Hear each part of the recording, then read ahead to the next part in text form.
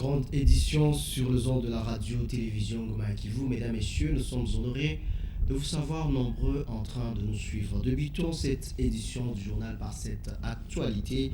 Le président du ministère de laïcs protestants Milapro séjourne en ville de Bukavu depuis ce jeudi 28 juillet 2022. Norbert Basengezi Kantitima vient participer au centenaire de la 5e communauté des églises libres de la Pentecôte en Afrique, 5e CELPA, et pour inaugurer 3 projets de développement dans la province du Sud Kivu.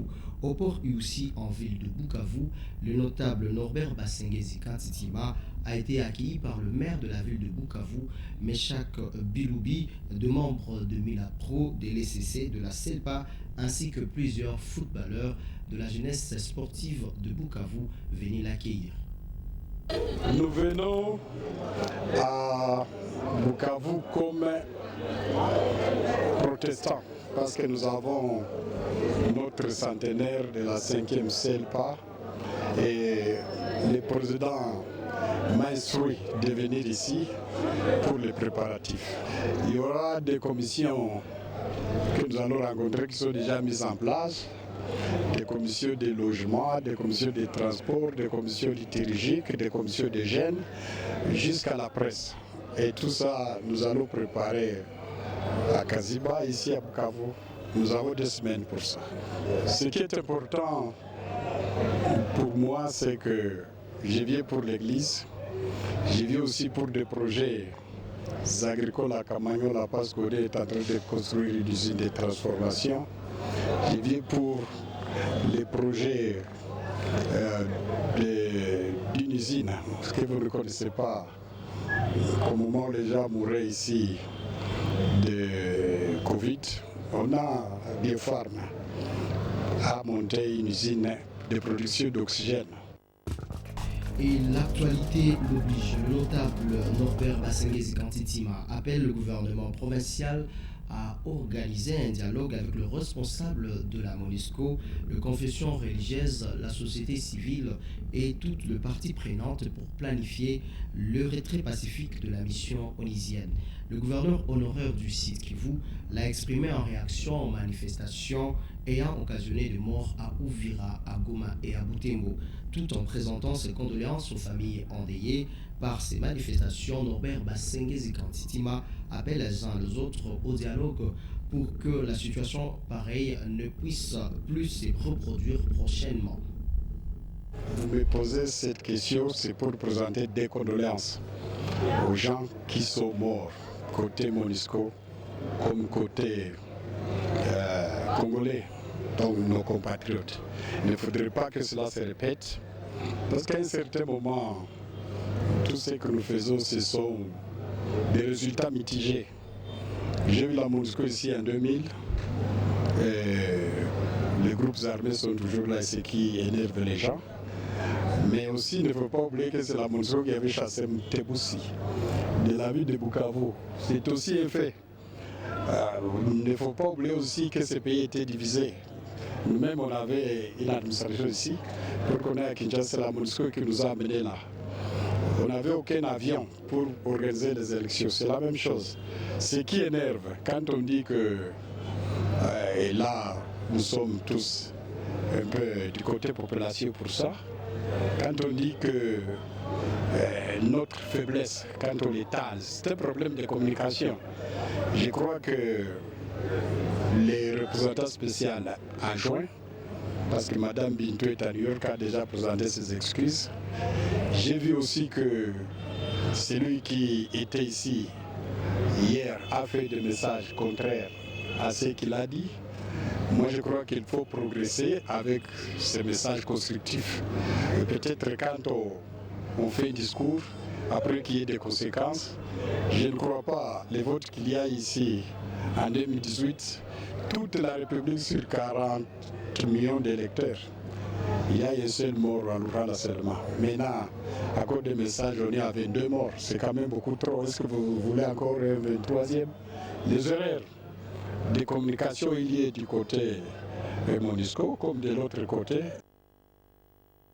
Et dans le même registre, Bukavu s'est réveillé ce vendredi 29 juillet 2022 sous un dispositif sécurité renforcé à travers certains cochons de la ville pour empêcher toute manifestation contre la mission onisienne dans la ville. Constat dressé par le reporter de la radio-télévision Goma Kivu, n'est-ce pas Justin Watongoka?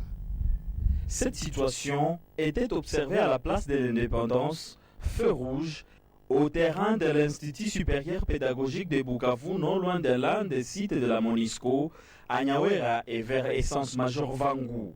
Plusieurs éléments y étaient affectés pour empêcher tout trouble de l'ordre public. Une situation à la base de la réduction du mouvement des véhicules des agences du système des Nations Unies et surtout ceux de la MONUSCO. Ces derniers étaient presque invisibles en ville depuis le début des attaques contre la mission onusienne. Par contre, plusieurs organisations de la société civile de la ville de Bukavu ont appelé à la non-violence contre la MONUSCO et au calme. Ici de signaler que quelques heures après, la vie a repris à la normale après les retraits progressifs des forces de l'ordre déployées en ville. Aucune manifestation ne prévue le samedi 30 juillet 2022 à Amsar pour exiger le départ de la MONUSCO. Cette précision de la société civile sous noyau de Moutaka en réaction au tract jeté dans la clôture de la MONUSCO à sa base située à Amsar. Occasion pour Samuel Moulemangabo d'appeler la population à ne pas céder aux manipulations et ces derniers appellent les autorités à faire de leur mieux pour sanctionner les auteurs de cette pratique. On l'écoute. La société civile sous noyau de Moudaka informe la population des villages de Ishanga, Tinjoma, Kashunguri, dans les groupements de Moudaka, qu'aucune marche n'est prévue pour demain samedi à la MONUSCO Amsar. Nous mettons en garde tous les faiseurs à nos troubles qui veulent troubler la quiétude alors que la population est stable et n'a aucun problème avec la MONUSCO actuellement. Nous attendons les programmes du gouvernement qui pourra nous fixer sur le retrait progressif et programmé de la MONUSCO. Nous demandons donc à la population d'évacuer librement à ses occupations et éviter les troubles parce que nous ne bénéficions rien des troubles. Plutôt les troubles nous amènent des conflits internationaux inutiles. Et en séjour dans la chefferie des Kaziba dans le cadre de ses vacances parlementaires, le député national Chokola Katitima Prince réitère son soutien aux multiples besoins de la jeunesse de Kaziba tout en mettant l'accent sur le fonds y alloué pour y parvenir. Un ouf de soulagement de la jeunesse qui voit le lui de Walungu répondre favorablement à la requête tant entendue. Un fonds de 10 000 $ américains est mis à la disposition des jeunes pour piloter le projet de jeunes de Kaziba. Ici est de signaler que le député national Chokola Katitima Prince a été accueilli chaleureusement dans la chefferie de Kaziba par une marée humaine venue suivre son message. Et la société civile sous noyau de Panzi alerte sur la recrudescence des cas d'enlèvement dans cette entité. Le dernier cas est celui d'une femme veuve portée disparue depuis le 26 juillet 2022 par un clic de bourreau inconnu, une information livrée ce vendredi 29 juillet 2022 par le vice-président de cette structure citoyenne. À cet effet, Moula Machumbiko appelle le service de renseignement de sécurité à mener des enquêtes sérieuses afin de dénicher les auteurs pour qu'ils soient punis selon la loi. Il estime qu'une fois traquée, cette forme d'insécurité sera éradiquée tant soit peu. Moula Machumbiko dans cet extrait choisi par Divine Kazige et Eric Chocolat.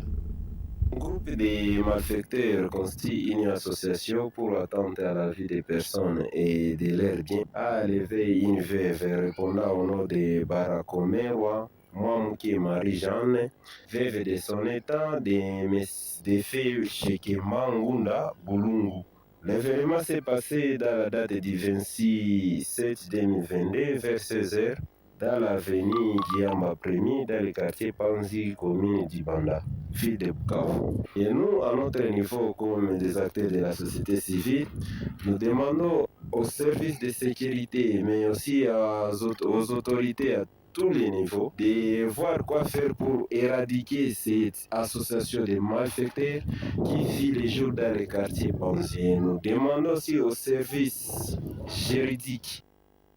Et bouclons cette édition du journal par cette information. La prise en charge de soins de santé par les agents de l'État et de leurs familles, ainsi que le frais de funérailles en cas de deuil, ceci figure parmi les avantages que les agents de la fonction publique vont devoir bénéficier grâce à la convention entre le gouvernement congolais et l'entreprise Lisungi SA.